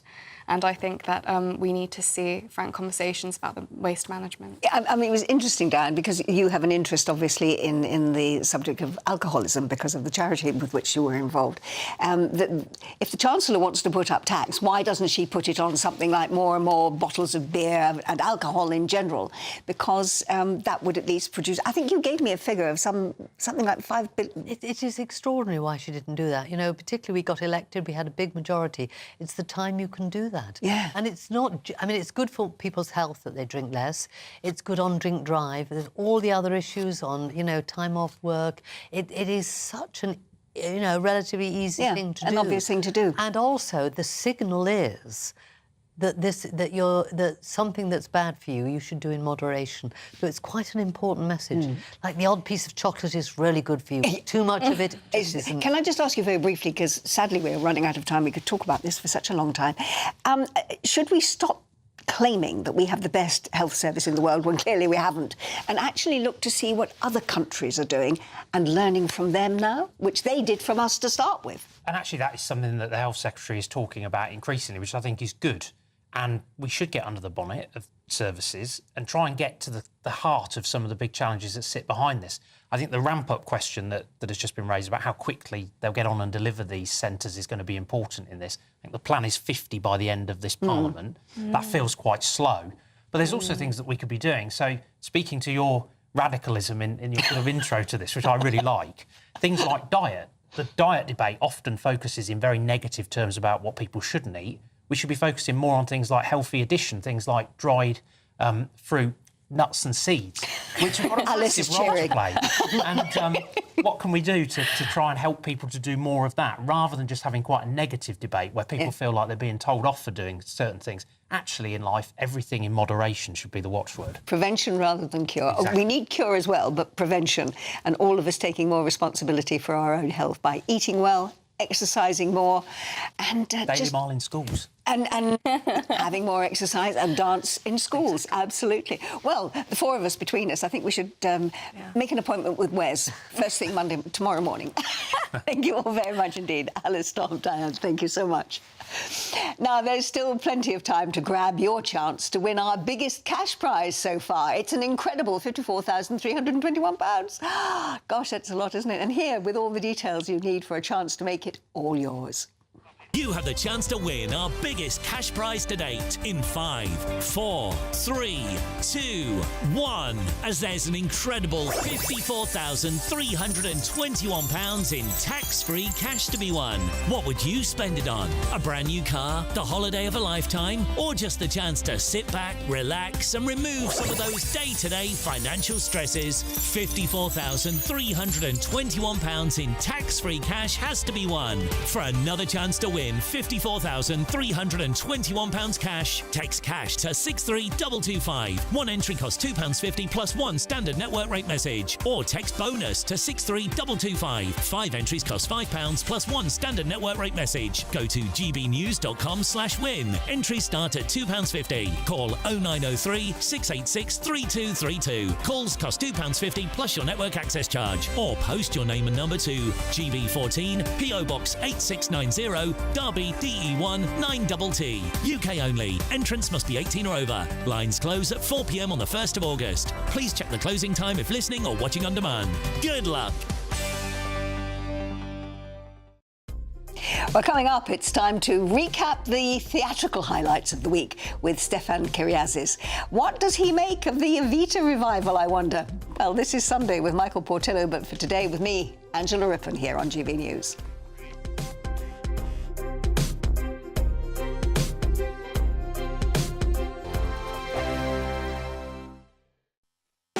You want to know what's really going on in the corridors of power? Labour don't know what to do with you half the time, and that makes you quite lethal in the chamber. Get behind the headlines with Chopper's Political Podcast. Join me, Christopher Hope, as I sit down with the great and the good of British politics. We'll see where this ruling takes us. These are the stories shaping our nation. Chopper's Political Podcast, available now on all platforms. Listen in and stay ahead. This is GB News, Britain's news channel. It's completely unacceptable to have a biological man in a female-only changing room. And from my personal point of view, I was abused as a child, and having a man in our changing room is a particular trigger for me. And the trust just did nothing about it, so we had to take things further. So you complained to the trust about this. You and your colleagues got together, and they just ignored you. They didn't really care about it. Not a day. They didn't care at all. We wrote a letter of concern. 26 of us signed it. And the response was that we needed to be re-educated, we needed to broaden our mindset, and they backed this trans person 150%. So, Karen, this person who identifies as Rose, on one occasion they were staring at you or your colleagues' breasts in this changing room and asking, are you getting changed yet? Another of your colleagues had a panic attack. I don't think it was you. Is that accurate? That was me. And what do you make of people who call you a TERF or a bigot for complaining about this kind of thing? Because that's what they say. They do, yes, but there's been loads of positivity out there for us. There's loads of positive comments, and I'm not a bigot. I'm not a TERF. I'm just fighting for what's right. I want to feel safe when I get changed. Yeah. There's what's happened to me could have happened to other people, and I want to be a voice for them to stand up and come forward and say this is not acceptable. Karen, you're a brave lady, you and your colleagues, and I'm glad, actually, it was Wes Streeting who intervened in the end, one of the more competent Labour ministers, who told Darlington Hospital, sort this out, pull your finger out, don't be so ridiculous, and he got involved and he sorted it out for you. GB News, the People's Channel.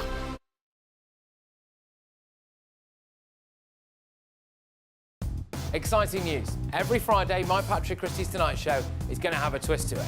We're welcoming some special guests. You.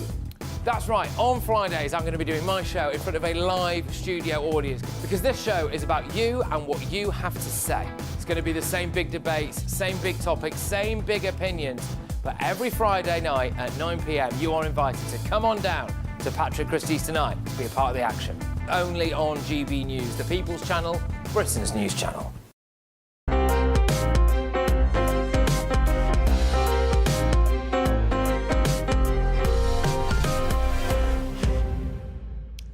Welcome back to Sunday with Michael Portillo, with me, Angela Rippon, for today.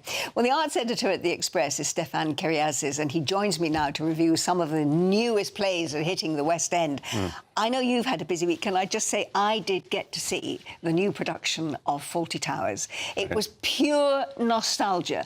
As someone who remembers the original television series, we all sat there waiting for Manuel to say, I know nothing. And we waited for the funny walk, and it was laughter from start to finish. And also, it shows how well constructed it is. You know it all comes together. You can see it all seems like random madness, and then it knits together, and you feel safe because you know it's all under control. It's beautifully built, and I cried with laughter. I thought it was brilliant. So glad you enjoyed that. Not so many laughs coming up now. No. So first of all, we've got Evita. So Evita is the big hoo-ha in the West End.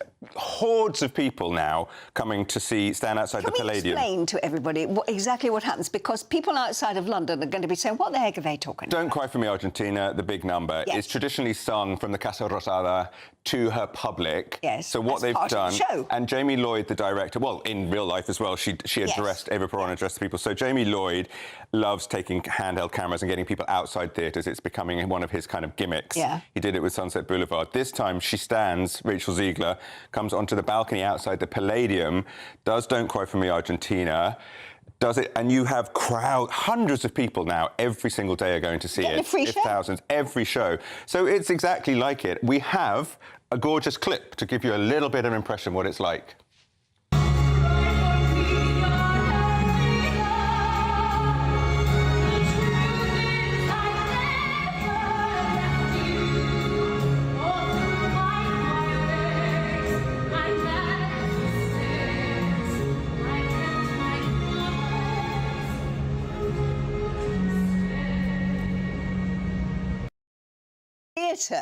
They are seeing the recording of what's happening outside. Yes. So it's not a recording, it's a live stream. Sorry, the live. So we have a picture somewhere mixed up with the ones I sent over of how we see it, and she's on a gigantic screen. Yeah. So I went in, I'd seen the production in Regent's Park 5 years ago, which is more or less the same. hated everything about it. It was overly deconstructed. She sang that song in her underpants, which just I thought was heinous. However, Jamie Lloyd's rethought a lot of it. So we see the big screen, and basically it's like a telebroadcast or something. Yes. This is politics. This is raising the rabble. This is selling your product to your people. And there you go. And when we were in the theatre and it came up on the big screen, bearing in mind some of these seats are £350, and the big number's not there. Yeah. The whole theatre gasped. Everybody, I got goosebumps because you felt like you were part of this huge moment. They panned across the crowd. We cheered inside. When she came back on stage, it was like our hero had returned. You know, we all wanted to do this. It was electrifying. I was sat next to, I shouldn't say, but I was sat next to Richard E. Grant by pure coincidence, which was bliss. You know, and he knows his stuff. Yes. And I cheekily turned and looked at him. He had tears rolling down his eyes. So it's deeply moving. It's a very modern take, very little feel of Hispanic culture. Everyone's in black and white monochrome. This is what he does. Tiered steps, and then a big backdrop that just says Evita. Stadium lighting. This, even for me, the sound's a little bit too loud. It bludgeons you. But it's a magnificent score. Rachel Ziegler can sing, my God. And she doesn't just do a little head trill. She goes full soprano. There we go. She does full soprano. Phenomenal voice. She's a bit too young, but this show just opens and goes all the way through. She's a megastar. She's a pop star. She's that type of icon. So it sells it that way. She's superb at it. She's very charismatic. Some of the nuances are lost. The guy playing Che, who was supposed to be our very cynical commentator, to let us understand that, hey, it's all glossy on the surface, but there's a lot of messy dirt going on underneath on both sides. He didn't quite get everything out of Tim Rice's lyrics that I would like, but I just sat there. It blows you back in your seat and then it blasts you to your feet. There were standing ovations during the show. So it's a huge experience, and it's what it is. Yeah. Don't go for a classical pretty Evita. This is an experience. And as that, I was overwhelmed. I was very impressed. What is interesting, you saying that, a lot of people who had paid £300 a ticket were quite cross that the big number was happening outside, not live in the theatre. But the way you've described it, I mean, with the people coming outside, they get a free show, clearly. That's why so many people are turning up for a bit of the West End that costs them nothing. But it is a new way of looking at this. And clearly, on the audience when you went, it had a very emotional impact. It certainly does. It's sold all over the internet, so everybody's going nuts about it. People are coming in, tourists, Londoners, all my friends are talking about it. This is also selling theatre, which is great. People are like, this is exciting, it's new, it's not stuffy. This is selling London and the UK. This is happening here, nowhere else in the world, in our West End. Oh my goodness, Hollywood star belting out to the public. Extraordinary. We should probably quickly crack on to the next. No, what else have you been looking at? We've got Quadrophenia, a bit of dance for you, so I've got a little bit of a clip for that as well. So it's The Who's Mod Rock Ballet, the film, Quadrophenia 1973. Sorry, the music, 1973, film 79. It's on at Sadler's Wells at the moment. It's on a little tour. We've got a little clip for you to get you in the mood. Right.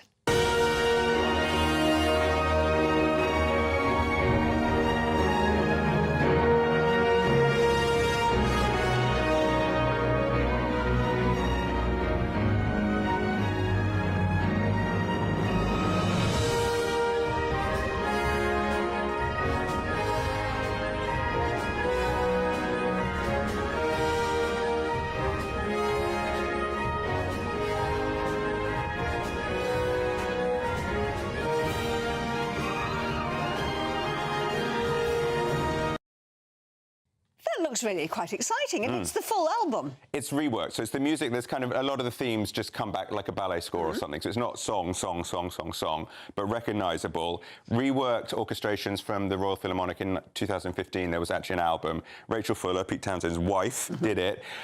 The music is lush, spectacular. A lot of the critics didn't like it. It was too cinematic or not cheesy, but a little bit too predictable. I loved it because I like that sort of thing. But a little bit like Evita as well, there's really no space for nuance. It is rumbling, rolling, sort of thunderous music all the time.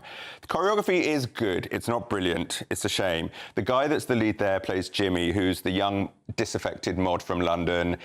not happy in his life, working class lad, wants to be more, wants to be seen, but doesn't know how to do it, and can be a little bit toxic. They all go off down to Brighton, and then you have the huge fight on the seafront with the mods and the rockers. All of that is very well done. Beautiful number between the parents dancing, where that's the one moment they're together and then they pull apart again. They're both deeply unhappy. So there's lots of good storytelling in it. Paris Fitzpatrick, that plays Billy, is one of my favourite dancers. He dances a lot with Matthew Bourne, has won awards. He's gorgeous. It's a beautiful experience. I'm thrilled again. Different audience, different way of looking at dance, which has to be encouraged. It's on another week at Sadler's Wells, then it's off to the Lowry in Salford. I think we can look for a national tour or possibly a return to London. It's a beautiful piece, just needs a little bit of tightening and zhuzhing a bit, but as an experience, it's dance, but not as you know it. The same as, you know, the Evita thing. New audiences, new experiences, things reviving and thriving. So I think it's exciting. Speaking of which, I actually had my first visit to Stratford East. Oh, yes. Sadler's Wells, the theatre there, purpose-built for dance. What an experience. Really, really worth going to see. But, oh, I love the sound of that, though. Thank you very much indeed, Stefan. Yeah, my pleasure. Yeah, great. And if it's got a national tour, hopefully, or at least going up I think it's going up to Manchester. It's heading that way, and I hope there'll be more. Lots more people having an opportunity to see it. Stefan, thank you so much. Coming up, possible evidence of a Roman villa has been discovered in Gloucestershire following extensive archaeology work. I'm going to be finding out more from the site manager next. But before that, your latest news headlines from Lewis Mackenzie.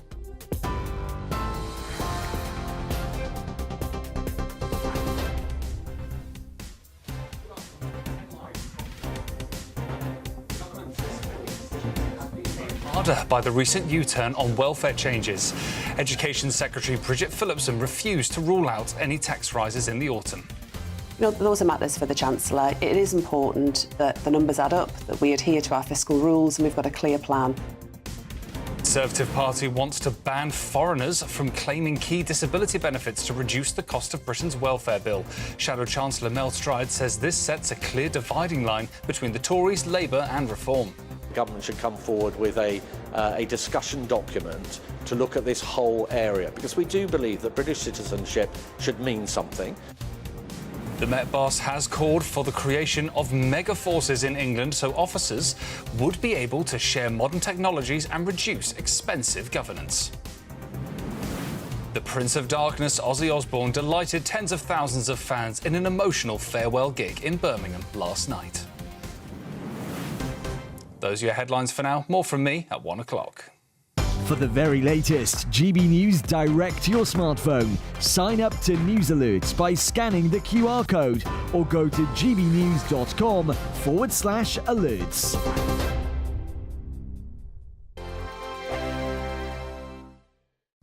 Hello there, this is your GB News weather update provided by the Met Office.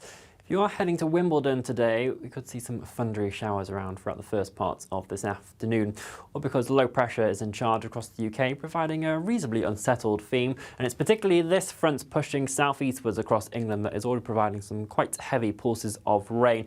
And across southeastern areas of England, those could intensify into thunderstorms throughout the rest of today. Some hail, strong gusty winds around, so it is worth taking care. Despite that, we are holding on to a fair amount of humidity in the south as well, so temperatures here will manage to climb towards the mid-20s of degrees Celsius. There'll be lighter showers across Wales, southwestern England, 20-21 degrees Celsius possible here. Again, a lot of cloud around for northern England, but hopefully some brighter spells emerging for Northern Ireland, but more so across northern Scotland as we head throughout the day. But again, still the odd shower to watch out for.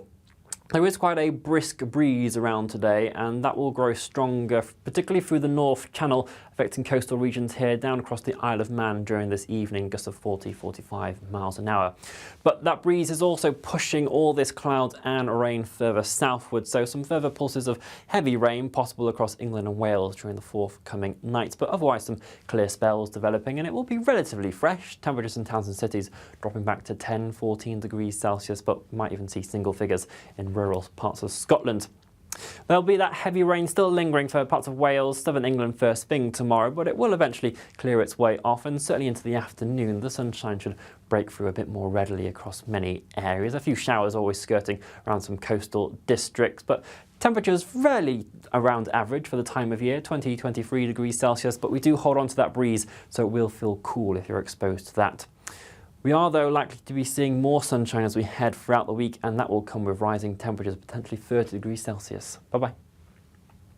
Hi, I'm Michelle Dewberry, and my show is your opportunity to cut through all the noise and dive in headfirst to some robust debates. Ideas clash. Situation, isn't it? No, Because the because failure is you're deliberately avoiding my point. Nothing's held back, And if you think this is the end of it, wait for more. and we do not shy away from the difficult stuff. Sometimes I want to shake people and say, if only you understood. So join me on Jubes and Kerr weeknights at 6 p.m. only on GB News, Britain's news channel. Good Afternoon Britain isn't just about us. The wonderful thing about this programme is it's about everyone watching. It's an interactive programme. Well, there absolutely is something to see here, and we're going to be talking about it more. Whether it's breaking royal news, please bring us up to date, or indeed a particularly punchy speech in the House of Commons. Very, very curious. We bring it to you live, and then we bring you live reaction as well. That's Good Afternoon Britain, weekdays from midday. Only on GB News, the People's Channel, Britain's news channel.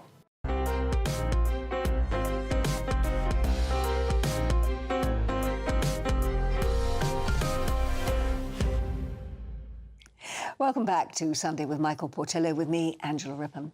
Now, archaeological excavations in the village of Willersey in Gloucestershire have revealed an exciting new find. An extensive settlement dating from the early Middle Iron Age through to the Roman period has shone the spotlight on possible evidence of a Roman villa. Now, the dig was initially sparked following the discovery of 2 iron Roman cavalry swords, possibly displaying traces of their scabbards. Peter Buzz Busby is Cotswold Archaeology's lead site manager at the dig. He joins me now. Buzz, just how exciting is this find when presumably you didn't expect anything of the sort in your area? Extremely. It's sort of universal excitement. Everybody who's seen them is just absolutely thrilled and enthralled by them. What do they look like? Explain it to me. Tell me what you found on the site.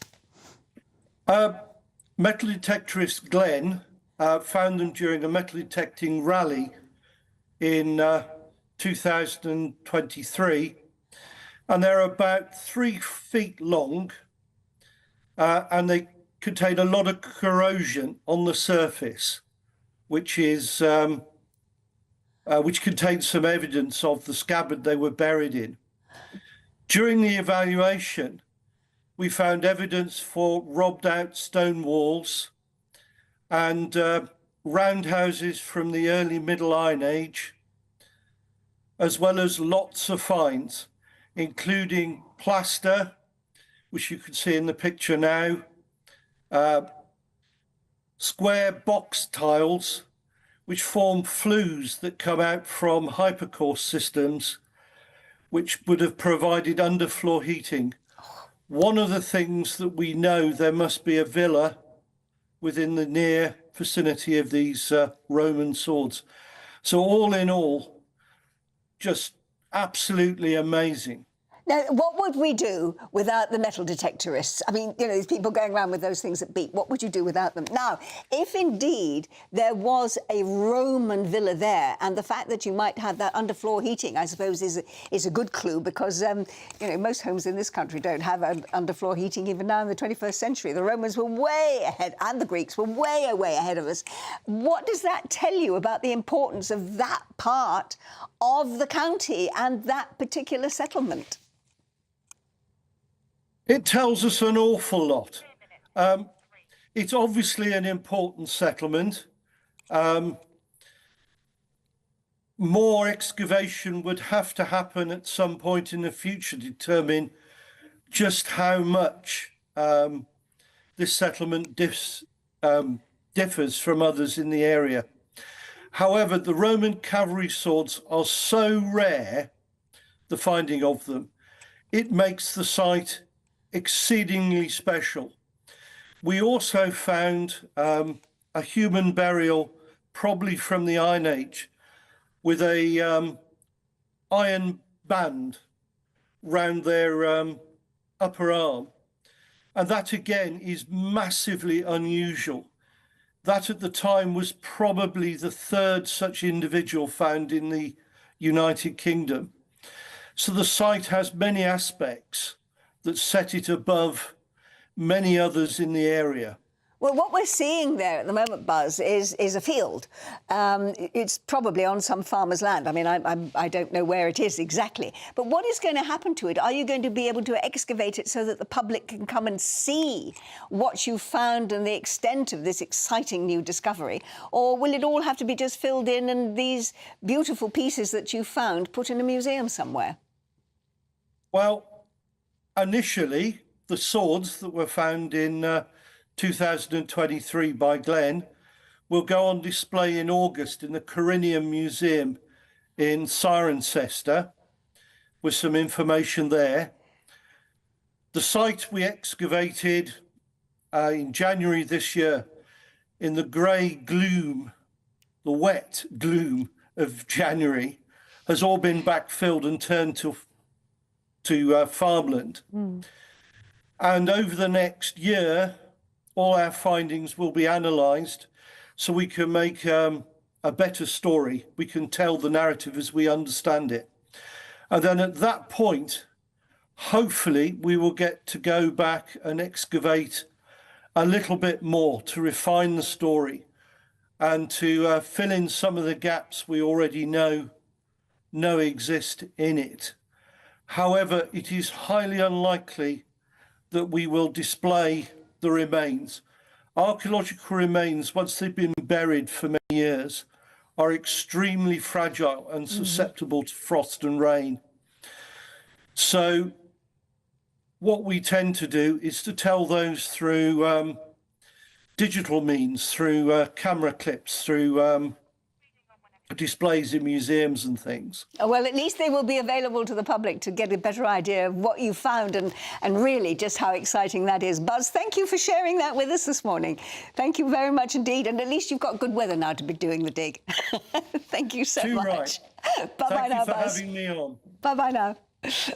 Now, coming up, Marilyn Monroe is, of course, a household name, but how much do you actually know about the circumstances around her death and, indeed, about the girl who grew up to be a Hollywood star? I'm going to reveal more next. This is Sunday with Michael Portillo, with me, Angela Rippon, on GB News. Be nice to escape the grey. Clear skies, here we come. As clear as our travel insurance. All Clear Travel Insurance sponsors GB News Travel Destinations Forecast. The fresh northwesterly winds that are currently across the UK are also beginning to spread into other areas of Western Europe and helping to ease the heat wave that they've had here recently. Still, though, there are plenty of heavy showers and thunderstorms here, particularly across parts of Iberia, the Alps and towards the Balkans. The heat, though, is getting squeezed towards eastern areas of continental Europe, and so here temperatures are still going to be notably above average as we head over the next few days, but with some sunshine. All Clear Travel Insurance sponsors GB News Travel Destinations Forecast. In the GB Newsroom, we bring you the news as it happens. With our team of dedicated journalists across the UK, we're ready to keep you up to date with what's happening every half an hour, every single day. Bulletins here on GB News, the People's Channel, Britain's news channel. This is GB News, Britain's news channel. King Charles is stepping back from one of the most traditional royal duties. That's riding on horseback for Trooping of the Colour, which is coming up, I think, in a week's time, isn't it? At 76 and undergoing cancer treatment, he'll now take the salute from a carriage, just as Queen Elizabeth did in her later years. But as the King trades saddle for state coach, it raises a bigger question. Does the pomp and pageantry of royal events like Trooping the Colour still resonate with modern Britain? Or are we holding on to rituals that really reflect the country, and do we really care? I think the spectacle is important because it's symbolic, OK, and people really respond to that notion of heritage and grandeur. But I think it's about more than that. It's about constitutional monarchy. There are three key points here. Constitutional monarchy produces higher standards of living than republics. It protects property rights and individual property because in the long term, It's not as vulnerable to ideology. And it holds a check on politicians as well. I'd much rather have King Charles than President Blair. And it's about continuity. Legoland is just a short hop, skip and jump away from Windsor Castle. It gets many more visitors than any royal castle or other event. So we don't need the royals to have spectacle. We can have spectacle without it. And okay, I think, Peter, you're not suggesting chopping their heads off, are you? Oh, no, of course not. Of course not. No, I'd be very kind and gentle. But the one point that was made was that the royals are part of British culture and tradition. Well, in fact, the royals are German descent, who were basically, by their own internal agreement, took over the British throne. GB News, the People's Channel. This is Britain's Newsroom, where your voice matters. It's just astonishing. With expert analysis and honest opinion, we don't just keep you informed. We bring you unique perspectives you won't see anywhere else. Can't argue with any of that. When the news happens, it happens here. On Britain's Newsroom, weekdays from 9:30 a.m. Only on GB News. At GB News, we love to hear from you, our loyal community. So drop us a line at gbnews.com/yoursay. There, you can talk to each other and also to the presenters live on air. gbnews.com/yoursay, because GB News is your channel, Britain's news channel.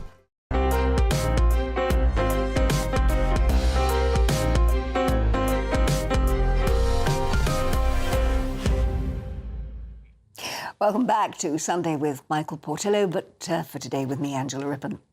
Now, before there was Marilyn Monroe, there was Norma Jean, a young girl who spent her childhood between foster homes and orphanages, but who managed to penetrate the glitzy world of Hollywood to become a global superstar. But she also had a history of drug addiction and abuse, so her death in August of 1962 was deemed to be suicide as the result of an overdose. But nothing about Marilyn was ever that straightforward. And over the past 60 years, circumstances of her death have been subject of speculation and conspiracy, with the suggestion that her relationship with the two Kennedy brothers, both Jack and Bobby, was seen as a threat to national security. So were the mafia or even the FBI involved? That question mark still hangs there. So this latest book, The Last Days of Marilyn Monroe, by blockbuster crime writer James Patterson and best-selling author Imogen Edward-Jones, might provide the answers. Well, Imogen Edward-Jones joins me now, and I have to say, Imogen, that although this is called The Last Days of Marilyn Monroe, actually in the book you cover her entire life up to that death in 1962. And what is interesting, it's been written like a novel, not like an academic paper on the situation and the circumstances. I suppose understandable when you've got James Patterson as the lead author on the cover of the book. But because you contain so much dialogue in there, particularly of people who have been dead for some years, how can we be sure that what you are writing is fact and not pure fiction? Good question. It was a sort of stylistic decision that we decided to come up with, create a proper narrative. I mean, James has done this before. He did the Last Days of John Lennon as well. It's a sort of stylistic way of creating a narrative, but at the same time, a lot of the conversations we have got sort of not necessarily contemporaneous notes, but there have been a lot of biographies written about Marilyn before. And if you read enough of the biographies, you work out that some of the conversations that are in there have been used verbatim somewhere else, if you see what I mean. Mm. I have to take issue with something in this, because when I was given the book, I have read it, and I found it absolutely fascinating. But it does say on the back, born in the shadows, lived in the spotlight, was she murdered? Drawn from rigorous research, and there are 11 pages of references that you've gone to for research. Drawn from rigorous research, this book seeks answers. But you don't give us answers. You do not anywhere say whether or not you think she was murdered. Was this a conspiracy theory? Were the FBI involved? Did she really commit suicide? You don't actually say it anywhere. Why? I think because for legal reasons, it was very heavily lawyered towards the end of the when the book came, just before the book came out. I mean, I've got my theories, which is. Well, I genuinely think that that she was murdered by mistake by her housekeeper, to be very honest with you. I think the Kennedys were involved right the way up until that point, but I don't think they actually managed to murder her. I'm convinced it's the housekeeper because of the level of barbiturates that was in her system. There were so many barbiturates in her bloodstream, but there were none in her stomach. I mean, I have to say... Sorry, you were going to say, I apologise, I interrupted. The theory is... So I think she was given an enema by her housekeeper, a barbiturate enema. But how would she have done that without her struggling? No, because Marilyn, she wasn't murdered. Eunice Murray, who was the housekeeper, was not a qualified nurse. So Marilyn used to use enemas a lot in order to sort of lose weight, and colonics and things like that. And so that's what I think, that she couldn't sleep, so she was given a barbiturate enema by her housekeeper, and so it was basically death by accident. I mean, you do leave all sorts of breadcrumbs. I did find that interesting because when you describe what happened, you say she apparently had so many drugs in her system, but there was no glass that would have contained the water with which she would have drunk them. The dog was not in the room.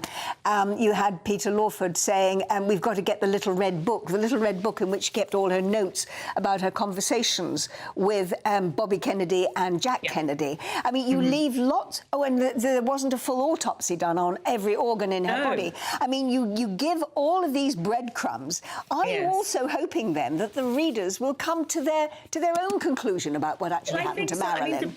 I mean, what is extraordinary is it's one of the biggest cover-ups of the last century, I think, that no one has ever actually managed to bring anyone to justice for it. She was, she was abused by the Hollywood system anyway, right from the very beginning. I mean, the level of barbiturates and uppers and downers and stuff that she took, which was all sort of facilitated by a sort of cabal of doctors who seemed to prey on her and rather enjoy the proximity that they had with her. She was like this sort of a moth to a flame, and everybody wanted a piece of her. And I think it's fascinating, her story, but I also I think that in order for it to have been a cover-up, there have to be so many people involved in it, from the FBI to the CIA to the Kennedys. I mean, there would have to be over 100 people to have sort of kept their silence for it to have been a conspiracy. I mean, that's what I think is the odd thing. But nothing seemed to be. I mean, the autopsy is shocking how inadequate it was. There's one point where she's put in a cupboard. Her body's put in a cupboard for an hour and a half because nobody knows what to do with it. I mean, it's absolutely bizarre the level of ineptitude that is demonstrated in that. I did enjoy reading the book, I have to say. I wonder if too many people realise, even though they know that she had an affair with Jack Kennedy and with Bobby Kennedy, that she was hoping that Jack Kennedy was going to divorce Jackie and that she'd be the First Lady. Yes, until somebody told her she wasn't first lady material, which was... well, that was Peter Lawford, wasn't it? I mean, she was a fantasist, I think. She was in love with the idea of being in love. She never really had a father. It's almost nobody quite knows who her father was, least of all her. And when she does go and finally try and track him down, he doesn't want to meet her, which is absolutely tragic. I think everybody should read the book to find out more about... She was charismatic, but oh my goodness, was she abused in her life. Thank you very much. And I did enjoy reading the book, and thank you for joining us and talking about it. Thank you so much. And thank you to all of my guests for joining me today. It's been a pleasure to share your company. Michael will be back at the same time next week, but up next on GB News is Dawn Neeson with The Weekend. Dawn, what's coming up on the programme? Thank you very much, Angela. A cracking debate there about Marilyn Monroe. I love that story. Right, we've got a amazing show for you, absolutely packed. Pensioners stuffed, part 356, whichever we're up to by the Labour government. We've got a horrific report on a Muslim dating agency that advocates wife beating, just not with a baseball bat, OK? Don't forget that one. And we've also got a tribute to Ozzy Osbourne and Black Sabbath. All of that coming up after the weather. We'll see you soon.